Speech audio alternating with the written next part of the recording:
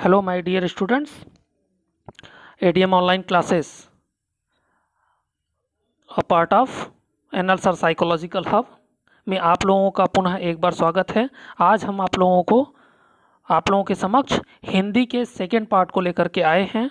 हिंदी में संधि टॉपिक के सेकेंड पार्ट को लेकर के आए हैं, जिसमें हम व्यंजन संधि और विसर्ग संधि के बारे में आपसे चर्चा करेंगे। चलिए देर ना करते हुए शुरू करते हैं कि व्यंजन संधि किसे कहते हैं। हम ब्रीफ में आपको बताएंगे और इसके बाद एक आध एग्जाम्पल लेंगे। इसके बाद जब हम ट्रिक बताएंगे, ट्रिक बताने के बाद हम 2-4-5 एग्जाम्पल लेकर के आपको एकदम स्पष्ट कर देंगे कि आखिर आपको वो सारी चीज़ें समझ में कैसे आएंगी, आपको विद इन सेकेंड में आप क्वेश्चन का आंसर कैसे कर पाओगे।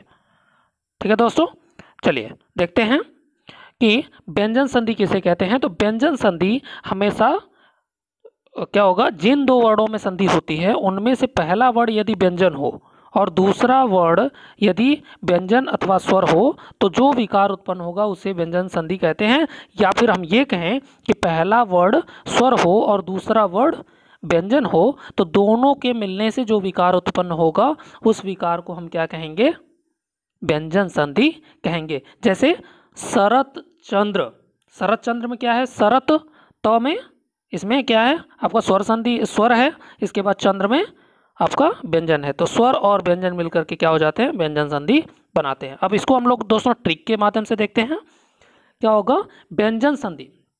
देखिए ट्रिक में का बहुत ही नॉर्मल तरीके से आपको याद रखना है, बहुत ज़्यादा इसमें मेहनत नहीं करनी है आपको याद करने के लिए।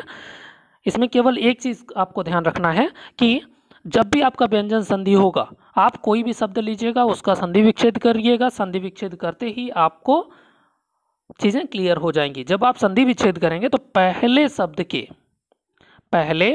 शब्द के अंतिम अक्षर में यदि हलंत लगा हुआ आपको मिलता है तो आपको कुछ नहीं करना है, आंख मूंद करके आपको कौन सी संधि लगा देनी है, व्यंजन संधि लगा देनी है।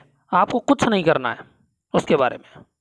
ठीक है दोस्तों, हम इसको और भी अच्छी तरीके से अगर समझने का प्रयास करें तो ये कह सकते हैं कि जब भी हम संधि व्यंजन संधि को हम देखेंगे तो व्यंजन संधि को हम ऐसे डायरेक्टली नहीं उसको समझ पाएंगे। हम क्या करेंगे, उसका हम संधि विच्छेद करेंगे, या फिर हम ये देखेंगे तो किसी भी संधि का अगर हमको अच्छे से एक्चुअल उसका या हम कहें सही उसका आंसर करना है तो उसके लिए हमको उसका संधि विच्छेद करना ही चाहिए। तो जब हम संधि विच्छेद करते हैं तो पहले शब्द के अंतिम अक्षर का में यदि हलंत लगा हुआ मिलेगा तो आपको आंख मूंद करके, कुछ नहीं करना है, आपको आंख मूंद करके क्या कर देना है, उसको व्यंजन संधि के रूप में टिक कर देना है। ठीक है दोस्तों, एक बार और देख लेते हैं, एक बार और, ऐसे आपको याद हो जाएगा कि पहले शब्द के जब संधि विच्छेद करेंगे पहले शब्द के अंतिम अक्षर में आपका हलंत लगा हुआ होगा तो वो आपका कौन सी संधि हो जाएगी, वो आपकी व्यंजन संधि हो जाएगी। जैसे आपका उन्नयन, उन्नयन में क्या है, उत धन नयन, तो में क्या है आपका सीधे स्वर है और नयन में न मतलब व्यंजन।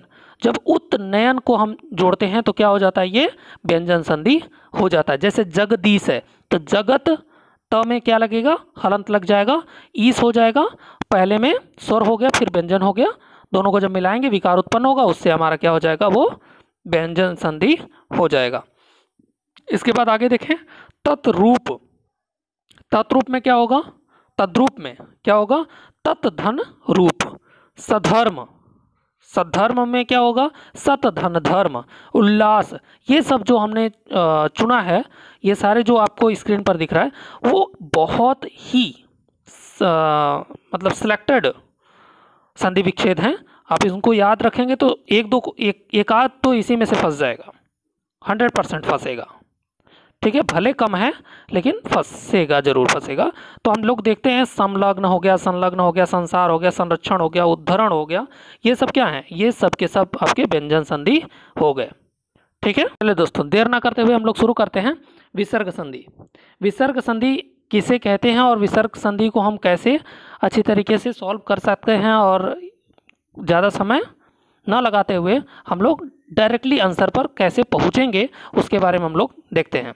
विसर्ग संधि किसे कहते हैं, विसर्ग संधि में क्या होगा कि इसमें स्वर अथवा व्यंजन के मिलाने से, इसमें जब भी हम स्वर और व्यंजन को मिलाएंगे तो क्या हो जाएगा, वो उसमें जो विकार उत्पन्न होगा उस विकार को हम क्या कहते हैं, विसर्ग संधि कहते हैं। जैसे मन धन अनुकूल, यानी मनोनुकूल को अगर हम मनोनुकूल का संधि विच्छेद करेंगे तो मन धन अनुकूल हो जाएगा। इसका मतलब क्या हो गया, यह आपका विसर्ग संधि हो जाएगा। तो इसको ट्रिक के माध्यम से कैसे देखेंगे, विसर्ग संधि में हमेशा पहले पद के अंतिम अक्षर